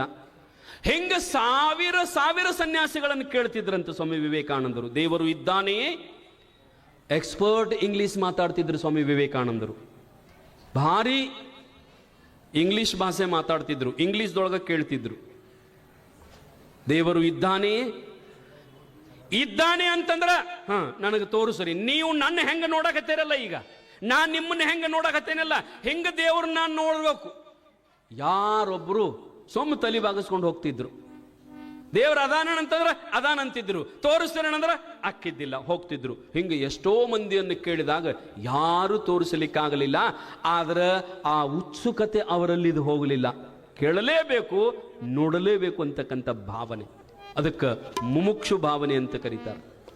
ಕೊನೆಗೆ ಒಬ್ಬ ಸದ್ಗುರು ಭೆಟ್ಟಿಯಾದ. ಅವ್ರು ಯಾರು ಅಂತಂದ್ರ ರಾಮಕೃಷ್ಣ ಪರಮಹಂಸರು. ದೇವಿಯ ಆರಾಧಕರು. ಅವ್ರ ಹತ್ತಿರ ಬಂದ ರಾಮಕೃಷ್ಣ ಪರಮಹಂಸರಿಗೆ ನಮಸ್ಕಾರ ಮಾಡಿದಾಗ ಕೇಳಿದ, ದೇವರು ಇದ್ದಾನೆ? ಕೇಳಿದ. ಪರಮಹಂಸರಂದ್ರು ಇದ್ದಾನೆ, ದೇವರು ಇದ್ದಾನೆ. ಇದ್ದಿದ್ದ ಕರೆ ಆದ್ರೆ ನೀವು ನೋಡಿರೇನು? ಪರಮಹಂಸರು ಹೇಳಿದರು, ನಾನು ಪ್ರತಿನಿತ್ಯ ಆ ಪರಮಾತ್ಮನನ್ನು ನೋಡುತ್ತೇನೆ, ನಾನು ದಿವಸ ಭಗವಂತನನ್ನು ನೋಡುತ್ತೇನೆ. ನೋಡುವುದಷ್ಟೇ ಅಲ್ಲ, ಅವರ ಜೊತೆಗೆ ನಾನು ಮಾತನಾಡುತ್ತೇನೆ. ನೋಡ್ರಿ, ಸ್ವಾಮಿ ವಿವೇಕಾನಂದರು ಹೇಳಿದರು, ನಾನು ಮಾತನಾಡುತ್ತೇನೆ. ಆಗ ವಿವೇಕಾನಂದರಂದರು, ನೀವು ನೋಡುವ, ನೀವು ಮಾತನಾಡುವ ಆ ದೈವವನ್ನ ನನಗೂ ತೋರಿಸುವಿರಾ? ಪರಮಹಂಸರಂದ್ರು, ಈಗ ಸದ್ದ ಅಂದ್ರು ಅವರು, ನೀ ಇಲ್ಲೇ ಅಂದ್ರೆ ಇಲ್ಲೇ, ನೀ ಎಲ್ಲಿ ಅಂದ್ರೆ ಅಲ್ಲೇ. ಇಷ್ಟು ಖುಷಿ ಆಯ್ತು ವಿವೇಕಾನಂದರಿಗೆ. ಅರೆ ಅರೆ, ನನಗ ಆ ಭಗವಂತನನ್ನ ತೋರಿಸ್ತಾರಂತಂದಾಗ, ಆಯ್ತು ರೀ, ನನಗೀಗ ನಾನು ನೋಡ್ಲೇಬೇಕು, ಅರ್ಜೆಂಟ್, ನಾನು ಆ ದೈವವನ್ನ ನೋಡ್ಲೇಬೇಕು ಅಂತಂದಾಗ ಬಾ ಅಂದ್ರು. ಅವರು ಕಾಳಿಯ ಆರಾಧಕರು. ಯಾರ್ರೀ? ಸ್ವಾಮಿ ವಿವೇಕಾನಂದರು ಕಾಳಿಯ ಆರಾಧಕರು, ಶಕ್ತಿ ಆರಾಧಕರು. ಅವರ ರೂಮಿನೊಳಗ, ರಾಮಕೃಷ್ಣ ಪರಮಹಂಸರ ರೂಮಿನೊಳಗ ಒಂದು ಶಕ್ತಿಯ, ಒಂದು ಕಾಳಿಯ ಅವತಾರದ ಮೂರ್ತಿ ಇತ್ತು. ಅದರ ಮುಂದೆ ಹೋಗಿ ಕೂಡಿಸಿದ್ರು. ನೋಡು, ಕಾಳಿ ರೂಪದಲ್ಲಿ ಪರಮಾತ್ಮನನ್ನು ನೋಡು. ಅವಂದ ಇದಲ್ಲ ಅಂದವ, ಕಲ್ಲಿನಲ್ಲಿ ಮೂರ್ತಿ ನನಗೆ ಬೇಕಾಗಿಲ್ಲ, ಕಟ್ಟಿಗೆಯಲ್ಲಿಯ ಮೂರ್ತಿ ನನಗೆ ಬೇಕಾಗಿಲ್ಲ. ನೀ ನನ್ನ ಕೂಡ ಹೆಂಗ ಮಾತಾಡಕತ್ತೀಯಲ್ಲ, ಜೀವಂತ ಮನುಷ್ಯ, ನೀ ನನ್ನ ಕೂಡ ಹೆಂಗ ಮಾತಾಡ್ತೀಯಲ್ಲ, ಹಂಗ ನಾನು ನೋಡಬೇಕು ಈ ಕಾಳಿಯನ್ನ ಅಂತಂದಾಗ, ಮುಚ್ಚಂಗರ ಕಣ್ಣಂದ್ರ ಅವ್ರು. ಕಣ್ಣು ಮುಚ್ಚು. ಸ್ವಾಮಿ ವಿವೇಕಾನಂದರ ಕಾಳಿ ಎದುರುಗಡೆ ಕೂತು ಕಣ್ಣು ಮುಚ್ಚಿದಾಗ ರಾಮಕೃಷ್ಣ ಪರಮಹಂಸರು ತಮ್ಮ ಅಮೃತ ಹಸ್ತವನ್ನ ಸ್ವಾಮಿ ವಿವೇಕಾನಂದರ ಮಸ್ತಕದ ಮೇಲೆ, ಅವರ ತಲೆ ಮೇಲೆ, ಅವರ ಶಿರ ಮೇಲೆ ಕೈಯನ್ನಿಟ್ಟಾಗ, ಅಮೃತ ಹಸ್ತವನ್ನಿಟ್ಟು ಶಕ್ತಿಪಾತವನ್ನ ಮಾಡಿ ಕಣ್ತೆರಿ ಅಂತಂದಾಗ, ಕಣ್ಣು ತೆರೆದ ನೋಡಿದಾಗ ಜೀವಂತ ಆ ಪ್ರತ್ಯಕ್ಷ ಕಾಳಿ ಮಾತಾನೇ ಪ್ರತ್ಯಕ್ಷ ಆಗಿ ನಿಂತಿದ್ದು. ಕಾಳಿ ಮಾತೆ ಪ್ರತ್ಯಕ್ಷ ಆಗಿ ನಿಂತಿದ್ದು ನೀವು ನೋಡಿರಲ್ಲ. ಕವಿರತ್ನ ಕಾಳಿದಾಸ, ಕವಿರತ್ನ ಕಾಳಿದಾಸ ಹೆಂಗ ಆ ಕಾಳಿ ಮಾತೆಯನ್ನು ಪ್ರತ್ಯಕ್ಷ ಮಾತನಾಡಿದಲ್ಲ, ಹಂಗ ಸ್ವಾಮಿ ವಿವೇಕಾನಂದರು ಕಾಳಿ ದರ್ಶನ ಮಾಡಿದರು. ರಾಮಕೃಷ್ಣ ಪರಮಹಂಸರು ಆವತ್ತಿನಿಂದ ಸ್ವಾಮಿ ವಿವೇಕಾನಂದರು ರಾಮಕೃಷ್ಣರ ಸೇವೆಯನ್ನು ಮಾಡಿದರು. ಅವರಿಗೆ ದೇಶದ ಮೇಲೆ, ಧರ್ಮದ ಮೇಲೆ ಬಹಳಷ್ಟು ಪ್ರೀತಿ, ನಂಬಿಕೆ. ದೇಶದ ಪ್ರತಿನಿಧಿಯಾಗಿ ಶಿಕಾಗೋ, ಅಮೆರಿಕಾದಲ್ಲಿರ್ತಕ್ಕಂಥ ಬಹಳ ದೊಡ್ಡ, ಬಹುದೊಡ್ಡ ಪಟ್ಟಣ, ಅಲ್ಲಿ ಸರ್ವಧರ್ಮ ಸಮ್ಮೇಳನ ನಡೆದಿತ್ತು. ಇಡೀ ವಿಶ್ವವನ್ನು ಕುರಿತು, ಇಡೀ ವಿಶ್ವವನ್ನು ಕುರಿತು ಸರ್ವಧರ್ಮ ಸಮ್ಮೇಳನ ನಡೆದಾಗ ಪ್ರತಿಯೊಂದು ದೇಶದಿಂದ ಅವರವರ ಧರ್ಮದ ಪ್ರತಿನಿಧಿಯಾಗಿ ಅಲ್ಲಿ ಹೋಗಬೇಕಾಗಿತ್ತು. ಭಾರತ ದೇಶಕ್ಕೂ ಆಮಂತ್ರಣ ಇತ್ತು. ಸ್ವಾಮಿ ವಿವೇಕಾನಂದರು ಮುಂಬೈದಿಂದ ಹಡಗಿನ ಮೂಲಕ, ಅಲ್ಲಿಂದ ಮತ್ತು ಟ್ರೈನ್ ಮೂಲಕ ಎಲ್ಲಿಗೆ ಹೋದ್ರು ಅಂತಂದ್ರ ಅಮೇರಿಕಾಕ್ಕೆ ಹೋದ್ರು. ಅಲ್ಲಿ ಅಮೇರಿಕಾದಾಗ ಹೋಗಿ, ಆಗಿನ ಕಾಲದೊಳಗ ಹಣ ಇರ್ತಿದ್ದಿಲ್ಲ, ಅಷ್ಟರೊಳಗ ಸ್ವಾಮಿ ವಿವೇಕಾನಂದರು ಸನ್ಯಾಸವನ್ನು ಸ್ವೀಕಾರ ಮಾಡಿದ್ರು. ಅಷ್ಟರೊಳಗ ಸ್ವಾಮಿ ವಿವೇಕಾನಂದರು ಕಾವಿ ಬಟ್ಟೆಯನ್ನು ಹಾಕಿದ್ರು, ಕಾವಿ ಪೇಟ ಸುತ್ತಿದ್ರು. ಸ್ವಾಮಿ ವಿವೇಕಾನಂದರಂತಂದ್ರೆ ಸಾಮಾನ್ಯರಲ್ಲ, ಅಜಾನುಭಾವ ದೇಹ, ಆಳೆತ್ತರದ ನಿಲುವು. ಅವರನ್ನ ನೋಡಿದರ ಎಂತಹ ಸೌಂದರ್ಯ ಅಂತಂದ್ರೆ, ಈಗ ನೀವು ಫೋಟೋ ನೋಡಬಹುದು, ಬಹಳಷ್ಟು ಸುಂದರ ಸ್ವಾಮಿ ವಿವೇಕಾನಂದರು, ಬಹಳಷ್ಟು ಸುಂದರ. ಅಲ್ಲಿ ಹೋಗಿ ಅಮೆರಿಕಾದಾಗ ಹೋಗಿ ಕೇಳಿದರು, ಸರ್ವಧರ್ಮ ಸಮ್ಮೇಳನದ ಪರಿಚಯವನ್ನು ಕೇಳಿದಾಗ ಅದರ ಮುಖ್ಯಸ್ಥರು ಏನ್ ಹೇಳ್ತಾರಂತಂದ್ರ, ಇಲ್ಲ, ಸರ್ವಧರ್ಮ ಸಮ್ಮೇಳನವನ್ನ ಮುಂದೂಡಲಾಗಿದೆ. ಯಾವಾಗಂತಂದ್ರ ಸೆಪ್ಟೆಂಬರ್ದೊಳಗ ಒಂದು ತಾರೀಖು ಹೇಳ್ತಾರ, ಅವತ್ತು ಸರ್ವಧರ್ಮ ಸಮ್ಮೇಳನ ನಮ್ಮ ಈ ಶಿಕಾಗೋದಲ್ಲಿ ನಡೀತದ. ಇವ್ರು ಯಾವಾಗ ಹೋಗಿದ್ರು ಅಂದ್ರ 2 ತಿಂಗಳ ಹಿಂದೆ ಹೋಗಿದ್ರು, ಜುಲೈದಲ್ಲಿನೇ ಹೋಗಿದ್ರು. ಇವರ ಹತ್ತಿರ ಟ್ರೇನಿಗೆ ಮತ್ತು ಹಡಗದೊಳಗೆ ಹೋಗಕ್ಕೆ ಅಷ್ಟೇ ದುಡ್ಡಿತ್ತು, ಅದರ ನಂತರ ದುಡ್ಡೇ ಇರಲಿಲ್ಲ. ಸ್ವಾಮಿ ವಿವೇಕಾನಂದರಂದ್ರು, ಇನ್ನು 2 ತಿಂಗಳು ಇಲ್ಲಿ ಹೆಂಗ್ ಕಳಿಬೇಕು ನಾನು? ಆಹಾರದ ವ್ಯವಸ್ಥೆ ಹೆಂಗ್ ಮಾಡ್ಬೇಕು? ನಾನೆಲ್ಲ ಸನ್ಯಾಸಿ, ಭಿಕ್ಷಾ ಬೇಡಬಹುದು, ಆದ್ರೆ ಅಮೆರಿಕಾದಲ್ಲಿ ಅದು ವರ್ಜ. ಅಮೆರಿಕಾದಲ್ಲಿ ಭಿಕ್ಷಾ ಬೇಡೋ ಪದ್ಧತಿ ಇಲ್ಲ, ಬೇಡದ್ರು ನೀಡು ಪದ್ಧತಿ ಇಲ್ಲ. ಅಲ್ಲಿ ಬೈತಿದ್ರು, ಅಲ್ಲಿ ಭಿಕ್ಷುಕರೇ ಇಲ್ಲ, ಬೈತಿದ್ರಲ್ಲಿ. ಸ್ವಾಮಿ ವಿವೇಕಾನಂದರು ಏನ್ ಮಾಡ್ಬೇಕಂತ ವಿಚಾರ ಮಾಡ್ಕೊಂತ ಕುಂತಾಗ, ಅಲ್ಲಿ ಇನ್ನೊಂದು ಬಾಜು ಸಣ್ಣ ದೇಶ, ಅಲ್ಲಿಗೆ ಹೋಗ್ಬೇಕಂತ ತಿಳ್ಕೊಂಡು ಟ್ರೈನ್ ಮೂಲಕ ಹೋದ್ರು. ಯಾಕಂದ್ರೆ ಅಲ್ಲಿರೋದರಿಂದ ಅಲ್ಲಿ ಕಡಿಮೆ ವೆಚ್ಚದಲ್ಲಿ ಬದುಕಬಹುದು. ಅಮೆರಿಕಾದಾಗ ಶಿಕಾಗೋ ಅಂತಂದ್ರೆ ಅದು ದೊಡ್ಡ ಸಿಟಿ, ಅಲ್ಲಿ ಹೆಚ್ಚಿನ ಖರ್ಚಿರಬಹುದು. ಒಂದು ಟೀಗೆ ನಾವು ಒಂದೊಂದು ಸಾರಿ 100 ರೂಪಾಯಿ ಕುಡಿತೀವಿ, ಒಂದು ಟೀಗೆ ಒಂದೊಂದು ಸಾರಿ 5 ರೂಪಾಯಿ ಕುಡಿತೀವಿ. ಯಾಕಂದ್ರೆ ಆಯಾಯ ಜಾಗದ ವ್ಯವಸ್ಥೆ. ಸ್ವಾಮಿ ವಿವೇಕಾನಂದರ ಆ ದೇಶವನ್ನು ಬಿಟ್ಟು ಬೇರೆ ದೇಶಕ್ಕೆ ಹೋದ್ರು. ಅಲ್ಲಿ 2 ತಿಂಗಳು ಇರಬಹುದು ಅಂತೇಳಿ ಅಲ್ಲಿ ಒಬ್ಬ ಹೆಣ್ಣು ಮಗಳು, ಅವ್ರ ಹೆಸರನ್ನು ಬರೀತಾರೆ ಇಲ್ಲಿ. ಆ ಹೆಣ್ಣು ಮಗಳು ಸ್ವಾಮಿ ವಿವೇಕಾನಂದರನ್ನು ನೋಡಿ ಅವ್ರ ಮನೆಯೊಳಗೆ ಇಳ್ಕೊಳಕ ವ್ಯವಸ್ಥೆ ಮಾಡಿದ್ಲ ತಾಯಿ ಹೆಣ್ಣು ಮಗಳು. ಸಮ್ಮೇಳನದ ಸಮಯದ ತನಕ ಇಳ್ಕೊಳಕ ವ್ಯವಸ್ಥೆ ಮಾಡಿದ್ರು. ಆದ್ರೆ ಇವ್ರದ್ದು ಏನಾಗಿತ್ತು ಅಂತಂದ್ರ ಸಮ್ಮೇಳನದಲ್ಲಿ ಭಾಗವಹಿಸಕ ಏನು ಆಮಂತ್ರಣ ಪತ್ರಿಕೆ ಇತ್ತಲ್ಲ, ಅದು ಕಳೆದಿತ್ತು, ಅದು ಕಳೆದು ಹೋಗಿತ್ತು. ಅದಿರ್ಲಿಲ್ಲ ಅಂದ್ರ ಸಮ್ಮೇಳನದಲ್ಲಿ ಭಾಗವಹಿಸಲಿಕ್ಕೆ ಬರೋದಿಲ್ಲ. ಆ ಅಧ್ಯಕ್ಷರಿಗೆ ಪರಿಚಯ ಇರತಕ್ಕಂಥ ವ್ಯಕ್ತಿ ಆ ಹೆಣ್ಣು ಮಗಳು ಕರ್ಕೊಂಡೋಗಿ ಪರಿಚಯ ಮಾಡಿಸಿದ್ರು. ಅವ್ರ ಹೆಸರು ಇಲ್ಲಿ ಬರೀತಾರೆ. ಹಿಂಗ ನಂದು ಸಮ್ಮೇಳನದಲ್ಲಿ ಭಾಗವಹಿಸಲಿಕ್ಕೆ ಪತ್ರನೂ ಇಲ್ಲ, ಮತ್ತು ಹೆಂಗ್ ಮಾಡ್ಬೇಕಂತಂದಾಗ ಅವರೊಂದು ಪತ್ರ ಬರೀತಾರೆ. ಅವ್ರ ಜೊತೆ ಚರ್ಚೆ ಮಾಡಿದ್ರಂತೆ ಸ್ವಾಮಿ ವಿವೇಕಾನಂದರ ಜೊತೆಗೆ. ಚರ್ಚೆ ಮಾಡಿದಾಗ ಅವರಲ್ಲಿರ್ತಕ್ಕಂಥ ಜ್ಞಾನ ಭಾಂಡಾರವನ್ನ, ಅವರಲ್ಲಿರ್ತಕ್ಕಂಥ ತಿಳುವಳಿಕೆಯನ್ನ ನೋಡಿ ಅವರು ಆ ಸಮ್ಮೇಳನದ ಸರ್ವಾಧ್ಯಕ್ಷರಿಗೆ ಪತ್ರ ಬರೆದ್ರಂತ. ಏನು ಅಂತಂದ್ರ, ಭಾರತದ ಪ್ರತಿನಿಧಿಯಾಗಿ, ಭಾರತದ ಹಿಂದೂ ಧರ್ಮದ ಪ್ರತಿನಿಧಿಯಾಗಿ ಸ್ವಾಮಿ ವಿವೇಕಾನಂದರಂತವರು ಸನ್ಯಾಸಿಗಳು ಬಂದಿದ್ದಾರೆ, ಅವರಿಗೆ ಅಲ್ಲಿ ಅವಕಾಶ ಕೊಡಬೇಕು ಅಂತ ತಿಳ್ಕೊಂಡು ಪತ್ರ ಬರೆದ್ರು. ಅಷ್ಟೇ ಅಲ್ಲ, 1000 ತತ್ವಜ್ಞಾನಿಗಳನ್ನು ಕೂಡಿಸಿದಾಗ ಎಷ್ಟು ಜ್ಞಾನ ಹೊರಗೆ ಬರ್ತದಲ್ಲ, ಅಷ್ಟು ಜ್ಞಾನ ಇವ್ರು ಒಬ್ಬರಲ್ಲಿನೇ ಐತಂತ ತಿಳ್ಕೊಂಡು ಅವರು ಬರೆದು ಆ ಪತ್ರವನ್ನು ಶಿಫಾರಸು ಮಾಡಿದರು. ಇವರಿಗೆ ಆ ಸಮ್ಮೇಳನ ನಡೆಯತಕ್ಕಂಥ ಜಾಗ, ಅದರ ಪತ್ತ ಬರೆದು ಕೊಟ್ಟರು, ಬರೆದು ಕೊಟ್ಟು ಕಳಿಸಿದ್ರು. ಇನ್ನು ನಾಳೆ 2 ದಿವಸ ಸಮ್ಮೇಳನ ಇರಕ್ಕಾಗಲೇ ಮತ್ತೆ ಸ್ವಾಮಿ ವಿವೇಕಾನಂದರು ಬಂದರು. ಅಲ್ಲಿ ಬಂದ ಟ್ರೈನ್ ಒಳಗಿಂದ ಹೊರಗೆ ಬರಗುಡ್ದ ಅಲ್ಲೇನಾಗಿತ್ತಂತಂದ್ರ ಆ ಸಮ್ಮೇಳನ ನಡೆಯತಕ್ಕಂಥ ಏನ್ ಪತ್ತ ಬರೆದು ಕೊಟ್ಟಿದ್ರಲ್ಲ ಅದು ಕಳೆದಿತ್ತು. ಎಲ್ಲಿ ಹೋಗ್ಬೇಕು ಅನ್ನೋದು ಗೊತ್ತಾಗಲಿಲ್ಲ. ಮತ್ತೆ ಯಾರ್ದೋ ಒಂದು ಮಣಿ ಮುಂದೆ ಹೋಗಿ ಸ್ವಾಮಿ ವಿವೇಕಾನಂದರು ಕುಂತರು. ಬಹಳ ದೊಡ್ಡ ದೊಡ್ಡ ಭವ್ಯವಾಗಿರತಕ್ಕಂಥ ಮಣಿ, ಅಲ್ಲಿ 100 ಕೋಟಿ ಕಿಮ್ಮತ್ತಿನ ಮನೆ, ಬಹಳ ದೊಡ್ಡ ಶ್ರೀಮಂತರು. ಒಬ್ಬರ ಮಣಿ ಮುಂದೆ ಒಬ್ಬರು ಕುಂಡ್ರು ಕೊಡಂಗಿಲ್ರಿ. ಅಲ್ಲಿ ಕೂತ್ರ ಅವ್ರ ಮಣಿದಿ ಒಳಗೆ ವಾಯಿ ವಾಯಿ ವಾಯಿ ಅಂತ ಒದರ್ತದ, ಯಾರು ಹೊರಗೆ ಬಂದು ಕುಂತಾರಂತ ಹೇಳಿ ಪಟ್ನ ಬರ್ತಾರ. ಅಲ್ಲಿ ಬಾಡಿ ಗಾರ್ಡ್ಸ್, ಅಲ್ಲಿ ಗೇಟ್ ಮ್ಯಾನ್ಗಳು, ಯಾರು ನೀನು ನಡಿ ಇಲ್ಲಿಂದ ಹೇಳು, ಇಲ್ಲಿ ಕುಂಡ್ರಂಗಿಲ್ಲ. ಸ್ವಾಮಿ ವಿವೇಕಾನಂದರು 40-50 ಜಾಗ ಚೇಂಜ್ ಮಾಡಿದ್ರಂತ, ಒಬ್ಬರು ನಿಂದ್ರಾಕ ಅವಕಾಶ ಕೊಡಲಿಲ್ಲ. ಕೊನೆಗೆ ಅವತ್ತಿನ ವಸ್ತಿಯನ್ನ ಮತ್ತೆ ರೈಲ್ವೆ ನಿಲ್ದಾಣಕ್ಕೆ ಹೋಗಿ ನಿಂತಿರ್ತಕ್ಕಂಥ ರೈಲ್ವೆ ಡಬ್ಬಿಯೊಳಗೆ ಅಲ್ಲೇ ವಾಸ್ತವ್ಯ ಮಾಡಿದರು. ನಂತರ ಮತ್ತೆ ಒಬ್ಬ ಹೆಣ್ಣು ಮಗಳು, ಯಾರೋ ಒಬ್ರು ಯೂನಿವರ್ಸಿಟಿ ಪ್ರೊಫೆಸರ್ ಅಂತ ಅವ್ರ ಹೆಸರು ಬರೀತಾರೆ ಇಲ್ಲಿ.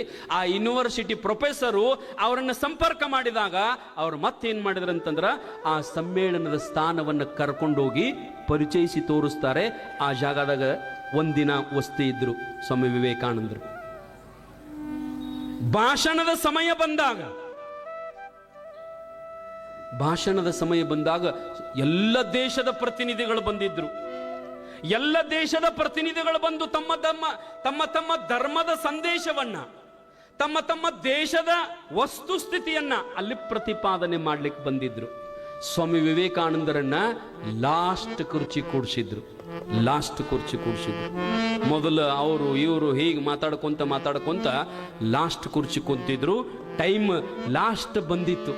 ಅಂಥದ್ರೊಳಗೆ ಏನಪ್ಪಾ ಅಂತಂದ್ರೆ ಯಾರೋ ಒಬ್ಬರು ವಿನೋದಕ್ಕೆ ಹೇಳ್ತಾರೆ, ನಾ ಓದಿದ್ದಲ್ಲ, ಅದನ್ನ ಬರೆದದ್ದು ನಾನು ಎಲ್ಲಿ ನೋಡಿಲ್ಲ. ಸ್ವಾಮಿ ವಿವೇಕಾನಂದರು ಕುಂತಾಗ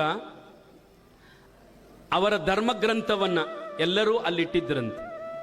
ಸ್ವಾಮಿ ವಿವೇಕಾನಂದರು ತಮ್ಮ ಹಿಂದೂ ಧರ್ಮದ ಗ್ರಂಥವನ್ನ ಇಟ್ಟಿದ್ರು. ಅದರ ಜೊತೆಗೆ ಇನ್ನುಳಿದ ಎಲ್ಲ ದೇಶದವರು ತಮ್ಮ ಧರ್ಮ ಗ್ರಂಥಗಳನ್ನ ಇಟ್ಟಿದ್ರು. ಬಹಳಷ್ಟು ಜನ ಸ್ವಾಮಿ ವಿವೇಕಾನಂದರನ್ನ ನೋಡಿ ಅವಹೇಳನ ಮಾಡ್ತಿದ್ರಂತ, ಅಪಮಾನ ಮಾಡ್ತಿದ್ರಂತ ಸ್ವಾಮಿ ವಿವೇಕಾನಂದರಿಗೆ. ಆ ಜನ ಬಹಳ ಇರ್ತಾರೆ ಎಲ್ಲ ಕಡೆ. ಯಾರು ಅಪಮಾನ ಮಾಡುವ ಜನ ಬಹಳ ಇರ್ತಾರೆ. ಯಾರು ಅಪಮಾನವನ್ನು ಸಹಿಸಿಕೋತಾನೆ ಆ ವ್ಯಕ್ತಿ ಮಾತ್ರ ಸನ್ಮಾನವನ್ನು ಮಾಡಿಸ್ಕೋತಾನೆ. ಯಾವ ವ್ಯಕ್ತಿ ಅಪಮಾನವನ್ನು ಸಹಿಸಿಕೊಂತಾನೆ ಆ ವ್ಯಕ್ತಿ ಮಾತ್ರ ಬೆಳೆದು ದೊಡ್ಡವನಾಗಿ ನಿಲ್ಲುತ್ತಾನೆ. ಸ್ವಾಮಿ ವಿವೇಕಾನಂದರು ಯಾರು ಬೇಕಾದವರ ಅಪಮಾನ ಮಾಡಲಿ ಏನೂ ಅನ್ನಿಸ್ಕೊಂತಿದ್ದಿಲ್ಲ. ಒಂದ್ಸಾರಿ ಟ್ರೇನಿನೊಳಗೆ ಹೋಗುವಾಗ ಈ ಸ್ವಾಮಿ ವಿವೇಕಾನಂದರ ಭಿಕ್ಷುಕರ ಅವಸ್ಥೆ ಅಂತ ನೋಡಿ ಆ ಬ್ರಿಟಿಷರು, ಅಮೆರಿಕಾದವರು ಇಂಗ್ಲಿಷ್ನೊಳಗೆ ಅಶ್ಲೀಲ ಶಬ್ದದಿಂದ ಸ್ವಾಮಿ ವಿವೇಕಾನಂದರನ್ನು ಬೈದಿದ್ರಂತ. ಇಂಗ್ಲೀಷ್ದೊಳಗೆ. ಇವೇನು ಕರ್ನಾಟಕದೊಳವ ಭಾರತದವ ಇಂಗ್ಲೀಷ್ ಬರಂಗಿಲ್ಲ ಅಂತ ತಿಳ್ಕೊಂಡು ಇಂಗ್ಲೀಷದೊಳಗೆ ಅಶ್ಲೀಲ ಶಬ್ದಗಳಿಂದ ಬೈದ್ರು. ಸ್ವಾಮಿ ವಿವೇಕಾನಂದರು ಏನು ಓದ್ಕೋತ ಕುಂತಿದ್ರಲ್ಲ, ಅವರ ಮುಖದ ಮ್ಯಾಗ ಒಂದು ಇಟೂ ಫರಕ್ ಆಗಿದ್ದಿಲ್ಲ. ಕೊನೆಗೆ ಸ್ವಾಮಿ ವಿವೇಕಾನಂದರು ಇನ್ನೊಬ್ಬರು ಸಹಪಾಠಿ ಜೊತೆಗೆ ಇಂಗ್ಲೀಷ್ನೊಳಗೆ ಮಾತಾಡಕತ್ತಿದ್ರು. ಅವ್ರು 3 ಮಂದಿ ತನ್ನಗಾಗಿದ್ರಂತ ಮಾತಾಡೋರು 4 ಮಂದಿ. ಅರೇ ನಾವು ಇವ್ರಿಗೆ ಇಂಗ್ಲೀಷ್ ಬರಂಗಿಲ್ಲ ಅಂತೇಳಿ ಏನಾರ ಮಾತಾಡಿದೀವು, ಅವ್ರು ಇಂಗ್ಲೀಷ್ನಾಗ ಮಾತಾಡಕತ್ತಾರ, ಅವ್ರಿಗೆ ಇಂಗ್ಲೀಷ್ ಬರ್ತದಲ್ಲ ಅಂತ ತಿಳ್ಕೊಂಡ ಗಡಬಡಗೊಂಡ್ರು.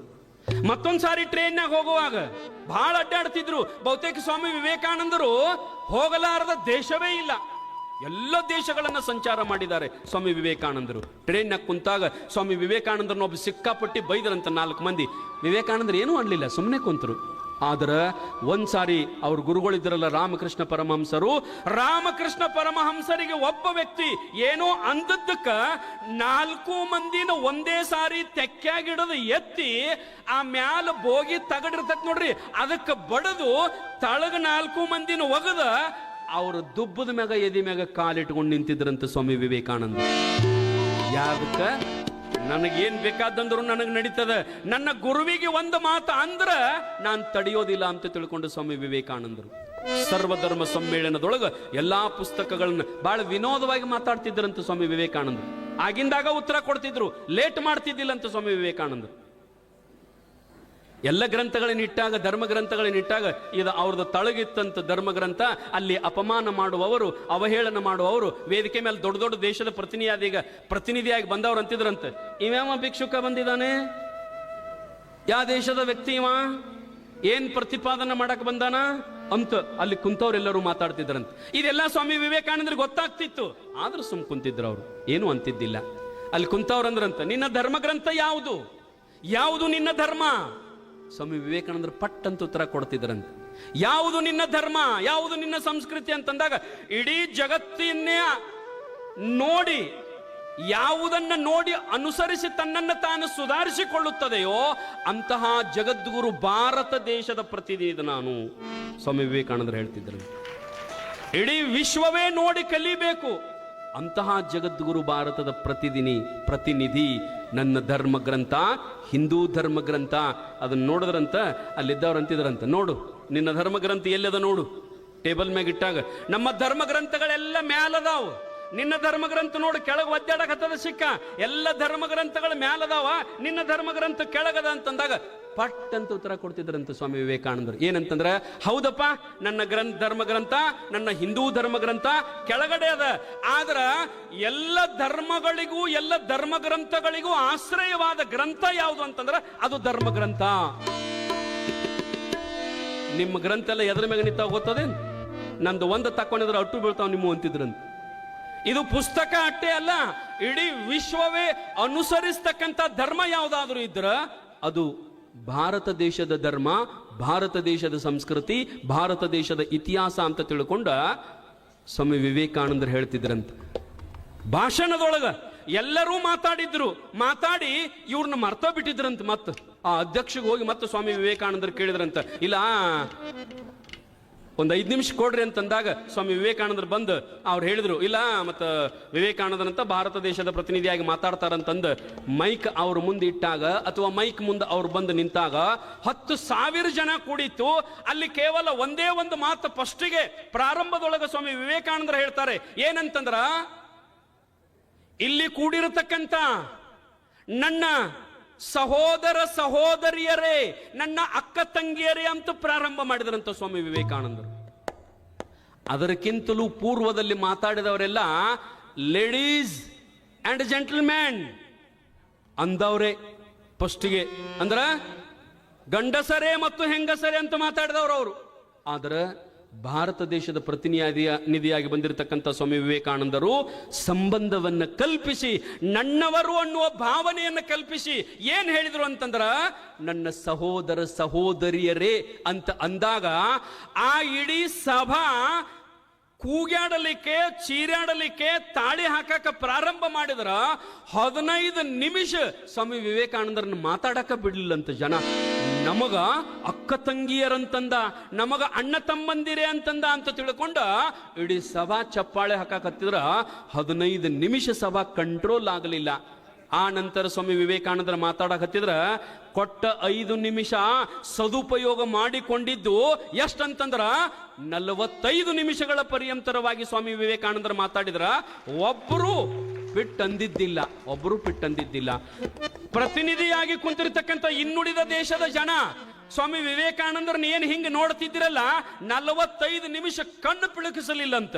ದೇಶದ ಧರ್ಮ, ದೇಶದ ಇತಿಹಾಸ, ಜಗತ್ತಿನ ಧರ್ಮ, ಜಗತ್ತಿನ ಇತಿಹಾಸ, ಜಗತ್ತಿನಲ್ಲಿ ಯಾವ ಧರ್ಮಗಳದಾವ, ಯಾವ ಧರ್ಮಗಳ ನಾಶ ಆಗಿದಾವೆ, ಯಾಕೆ ನಾಶ ಆಗಿದಾವೆ ಅನ್ನೋದನ್ನ ಇಡೀ ಜಗತ್ತಿನ ಇತಿಹಾಸವನ್ನ ಮಾತನಾಡಿದಾಗ ಸ್ವಾಮಿ ವಿವೇಕಾನಂದರಿಗೆ ಬಂದಿರತಕ್ಕಂಥ ಲಕ್ಷ ಜನ ಏನಾದ್ರು ಅಂತಂದ್ರೆ ಅವರ ಫಾಲೋವರ್ಸ್ ಆದ್ರು. ಸ್ವಾಮಿ ವಿವೇಕಾನಂದರ ಫಾಲೋವರ್ಸ್ ಆಗಿದ್ದಾರೆ. ಆ ರೀತಿ ಏನಪ್ಪಾ ಅಂತಂದ್ರ ಇಡೀ ಜಗತ್ತಿನ ಇತಿಹಾಸವನ್ನ, ಇಡೀ ಭಾರತ ದೇಶದ ಪರಂಪರೆಯನ್ನ ಜಗತ್ತಿಗೆ ಪರಿಚಯಿಸಿಕೊಟ್ಟಿರತಕ್ಕಂಥ ಏಕೈಕ ವೀರ ಸನ್ಯಾಸಿ ಯಾರಾದರೂ ಇದ್ದರೆ ಅದು ಸ್ವಾಮಿ ವಿವೇಕಾನಂದ್. ಒಂದ್ಸಾರಿ ಹಿಂಗ ದೇಶದೊಳಗ ಮುಗಿಸಲ್ರೆ 5 ನಿಮಿಷ. ಸ್ವಾಮಿ ವಿವೇಕಾನಂದರು ದೇಶವನ್ನು ಸಂಚರಿಸುವ ಸಂದರ್ಭದೊಳಗ ಅವ್ರ ತಲೆ ಮೇಲೆ ಯಾವತ್ತು ಕೆಂಪು ಪೇಟ ಇತ್ತು. ಸ್ವಾಮಿ ವಿವೇಕಾನಂದರ ತಲೆ ಮೇಲೆ ಕೆಂಪು ಪೇಟ ಇತ್ತು. ಭಾರತ ದೇಶದ ಜನ ಬಹುತೇಕ ಸ್ವಾಮಿ ವಿವೇಕಾನಂದರು ಅಲ್ಲಿ ಹೋಗಿ ಭಾಷಣ ಮಾಡೋಕ್ಕಿಂತಲೂ ಮೊದಲು ಭಾರತೀಯರಿಗೆ ಏನಂತಿದ್ರು ಅಂತಂದ್ರೆ, ಭಾರತೀಯರು ಅಂತಂದ್ರೆ ಕುರಿಗಳು ಅಂತಿದ್ರು. ಒಂದು ಕಾಲದೊಳಗೆ ನಿಮ್ಗೆ ಗೊತ್ತಿರಬೇಕು, ಭಾರತ ದೇಶದ ಕುರಿಗಳು ಅಂತಿದ್ರು ನಮಗ. ಯಾವತ್ತು ಸ್ವಾಮಿ ವಿವೇಕಾನಂದರು ಭಾರತ ದೇಶದ ಪ್ರತಿನಿಧಿಯಾಗಿ ಹೋಗಿ ಹಿಂದೂ ಧರ್ಮವನ್ನು ಪ್ರತಿನಿಧಿಸಿ ಮಾತನಾಡಿದರೋ ಅಂದಿನಿಂದ ಅಲ್ಲಿರ್ತಕ್ಕಂಥ ಎಲ್ಲ ದೇಶದ ಜನ ಏನ್ ತಿಳ್ಕೊಂಡ್ರು ಅಂತಂದ್ರ, ಭಾರತ ದೇಶದಲ್ಲಿರ್ತಕ್ಕಂಥವರೆಲ್ಲರೂ ಸನ್ಯಾಸಿಗಳು, ಎಲ್ಲರೂ ಧರ್ಮ ಪ್ರವರ್ತಕರು, ಎಲ್ಲರೂ ವಿದ್ವಾಂಸರು ಅಂತ ತಿಳ್ಕೊಂಡ ಆವತ್ತಿನಿಂದ ಏನ್ ಮಾಡಿದ್ರಂತಂದ್ರ ಭಾರತ ದೇಶ ಅಂತಂದ್ರ ಜಗತ್ತಿನ ಜಗದ್ಗುರು ಅಂತ ತಿಳ್ಕೊಂಡ್ರು. ಭಾರತ ದೇಶದ ಸ್ವಾಮಿ ವಿವೇಕಾನಂದರು ಹೋಗುವ ಸಂದರ್ಭದೊಳಗೆ ತಲೆ ಮೇಲೆ ಏನ್ ಪೇಟ ಇತ್ತಲ್ಲ, ಎಲ್ಲರೂ ಅದನ್ನ ನೋಡ್ತಿದ್ರಂತ, ಪೇಟಾನ ನೋಡ್ತಿದ್ರಂತ. ಭಾರತ ದೇಶದ ಪ್ರತೀಕ ಇದು ನಮ್ಮ ಪೇಟ. ಬಹಳ ಮಂದಿ ಪಟಕ ಸುತ್ತಿದ್ರಾಗ, ಪಟಕಕ್ಕೊಂದು ಇತಿಹಾಸ ಅದು. ಪಟಕ ದೋತ್ರ ಅಂತಂದ್ರೆ ನೀವು ಭಾರತ ದೇಶವನ್ನು ಬಿಟ್ಟು ಇಡೀ ಜಗತ್ತನ್ನು ಸುತ್ತ ಹಾದ ಬರ್ರಿ, ಎಲ್ಲಿಯೂ ಪಟಕ ಸುತ್ತಂಗಿಲ್ಲ, ಎಲ್ಲಿಯೂ ದೋತ್ರ ಉಡಂಗಿಲ್ಲ. ಇನ್ನ ಹಾಫ್ ಚಡ್ಡಿ ಹಾಕ್ತಾವ, ಪ್ಯಾಂಟ್ ಹಾಕ್ತಾವ. ಇದೆಲ್ಲ ಪ್ಯಾಂಟ್ ಅದು ಎಲ್ಲಿದಂದಿರಿ ನೀವು? ಹೊರದೇಶದ ಸಂಸ್ಕೃತಿ.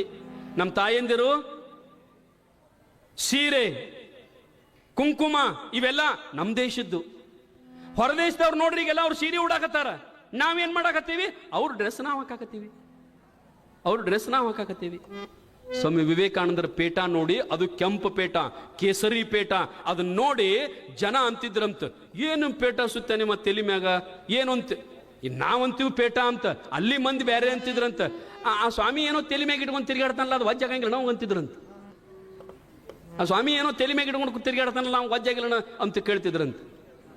ಯಾರೋ ಒಬ್ರು ಬಂದ, ಏನದು ತಲೆ ಮ್ಯಾಗ ಅಂದ್ರ ಅಪಮಾನ ಮಾಡವ್ರ ಕೇಳವ್ರು ಯಾವತ್ತು ತಲೆ ಮೇಲೆ ಇಟ್ಕೊಂಡು ಅಡ್ಡಾಡ್ತಿರ್ಲಿ, ಅದೇನು ಅದನ್ಯಾಕೆ ತಲೆ ಮ್ಯಾಗ ಇಟ್ಕೊಂಡು ಅಡ್ಡಾಡ್ತೀರಿ ಅಂತ ಕೇಳಿದಾಗ ಗೊತ್ತಾಗ್ತಿತ್ತು ಸ್ವಾಮಿ ವಿವೇಕಾನಂದರಿಗೆ. ಅವರ ತತ್ವಜ್ಞಾನಿನೂ ಹೌದು, ಅವರೊಬ್ಬರ ಸಮಾಜ ವಿಜ್ಞಾನಿನೂ ಹೌದು. ನೀವು ಏನನ್ನ ಮನಸ್ಸಿನಾಗ ಇಟ್ಕೊಂಡು ಬಂದು ಅವ್ರನ್ನ ಮಾತಾಡ್ಸಿರಿ ಅನ್ನೋದು ಗೊತ್ತಾಗ್ತಿತ್ತು ಸ್ವಾಮಿ ವಿವೇಕಾನಂದರಿಗೆ. ಅವ್ರಿಗೆ ಅಟ್ಟಾಗ್ಬೇಡ್ರಿ, ನಿಮಗೂ ಗೊತ್ತಾಗ್ತದೆ. ನೀವೇನು ಮಾತಾಡಕತ್ತೀರಿ, ನಮ್ ಕೂಡ ಎದಕ್ಕೆ ಮಾತಾಡ್ತೀರಿ ಅನ್ನೋದು ಗೊತ್ತಾಗ್ತದೆ. ಸ್ವಾಮಿ ವಿವೇಕಾನಂದರ ಅಂದರಂತ ಇದು ನಮ್ಮ ದೇಶದ ಒಂದು ದೈವತ್ವದ ಕುರುಹು, ನಮ್ಮ ದೇಶದ ದೈವತ್ವದ ಕುರುಹು.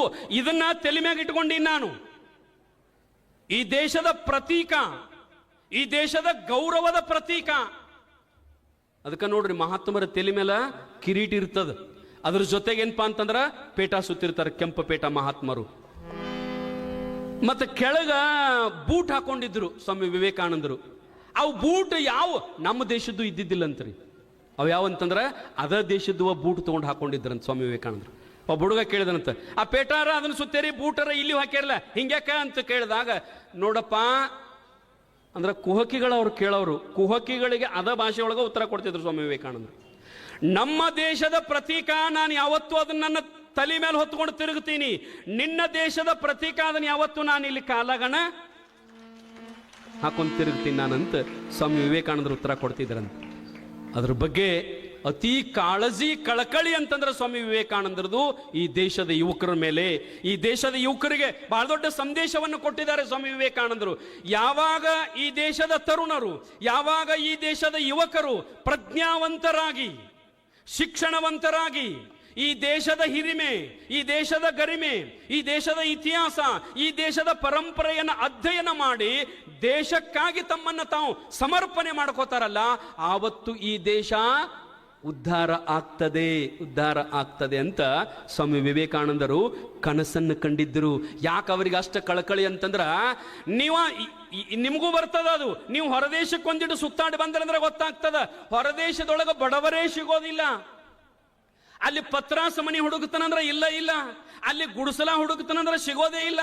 ಭಾರತ ದೇಶವನ್ನು ಬಿಟ್ಟು ಇನ್ನುಳಿದ ಎಲ್ಲ ದೇಶದೊಳಗ ಒಂದೊಂದು ಮಣಿ ಕೋಟಿ ಕಿಮ್ಮತ್ತಿನ ಮಣಿ. ನೀವು ಕೇಳ್ತಿರಲ್ಲ, ಅಲ್ಲಿ ಮುನ್ಸಿಪಾಲ್ಟಿ ಕಸ ಹೊಡಗವ ₹1,00,00,000 ಕಾರ್ಗಡದಾಗ ಬರ್ತಾನ. ಎಲ್ಲಿ? ಹೊರದೇಶದೊಳಗೆ. ನಮ್ಮ ಜಿಲ್ಲೆಯ ಶ್ರೀಮಂತನ ಕಾರ್ಗಡದಾಗ ಅಡ್ಡಾಡ್ಬೇಕಾದ್ರೆ ಒದ್ದಾಡ್ತೀವಿ ನಾವು. ಇದನ್ನ ಸ್ವಾಮಿ ವಿವೇಕಾನಂದರು ಬಹಳಷ್ಟು ವಿಚಾರ ಮಾಡಿದ್ರು. ಯಾಕೆ ನನ್ನ ದೇಶ ಹಿಂಗ, ನನ್ನ ದೇಶ ಯಾಕೆ ಬಡತನದಿಂದ ಸಾಯಕತ್ತದ, ಇಲ್ಲಿ ಏನ್ ತೊಂದರೆ ಆಗ್ಯದ, ಹೊರದೇಶದವ್ರು ಯಾಕೆ ಇಷ್ಟು ಶ್ರೀಮಂತರು, ಇದನ್ನ ಅಧ್ಯಯನ ಮಾಡಿದ್ರು ಸ್ವಾಮಿ ವಿವೇಕಾನಂದರು. ಆ ನಂತರ ಭಾರತ ದೇಶಕ್ಕೆ ಮತ್ತೆ ಮರಳಿ ಬರುವಾಗ, ಭಾರತ ದೇಶಕ್ಕೆ ಬಂದ ನಂತರ ವಿಮಾನ ಅಥವಾ ಟ್ರೈನ್ ಇಳಿದ ನಂತರ ಭಾರತ ದೇಶವನ್ನ ಒಳಗೆ ಹೆಜ್ಜೆ ಇಟ್ಟು ಕೂಡಲೇ ಸ್ವಾಮಿ ವಿವೇಕಾನಂದರು ಅಲ್ಲಿರ್ತಕ್ಕಂಥ ಭಾರತ ದೇಶದ ಮಣ್ಣನ್ನು ತಗೊಂಡು, ಬಗಸು ತುಂಬ ಮಣ್ಣು ತಗೊಂಡು ತಲೆ ಮ್ಯಾಲ ಹಾಕೊಳ್ಳೋದು, ಮೈ ಮ್ಯಾಲ ಹಾಕೊಳ್ಳೋದು. ನಾವು ನೀರು ಹಚ್ಚಿ ಸಾಬನ್ ಹಚ್ಚಿ ಹೆಂಗೆ ಜಳಕ ಮಾಡ್ತೀವಲ್ಲ, ಹಂಗ ಈ ಭಾರತ ದೇಶದ ಮಣ್ಣನ್ನು ತಗೊಂಡು ಮೈಗೆ ಹಚ್ಕೊಂಡು ತಿಕ್ಕೊಳಕತ್ತಿದ್ರಂತ ಸ್ವಾಮಿ ವಿವೇಕಾನಂದರು.